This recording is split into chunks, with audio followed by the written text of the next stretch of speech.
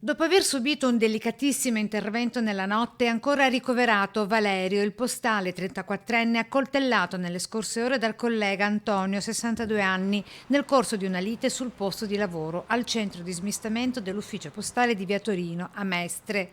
Le ferite all'aggredito potevano essere mortali, dice il suo legale Francesco Schioppa di Mestre. 2 volte al collo, una volta all'addome, una volta al torace. Ritengo che tutti i colpi potessero essere eh, mh, anche letali. Ora aspetterà ovviamente alla Procura della Repubblica inquadrare magari attraverso un medico legale, inquadrare l'esività di questi colpi, ma certo che la sede è quella tipica di colpi mortali.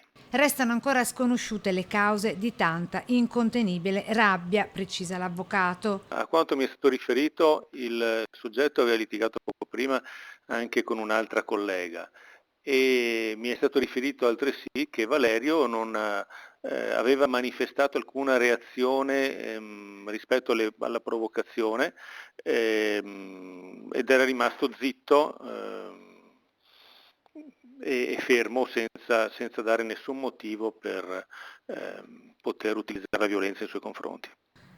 Tra i due dissapori non erano un fatto nuovo. L'aggressore sembra tenesse il coltello con cui ha inferto i 4 colpi al collega nello zainetto. Tentato omicidio aggravato tra le accuse poste a carico dell'indagato, arrestato dalla polizia postale, con la famiglia dell'aggredito che si dice fiduciosa nell'azione della Procura della Repubblica.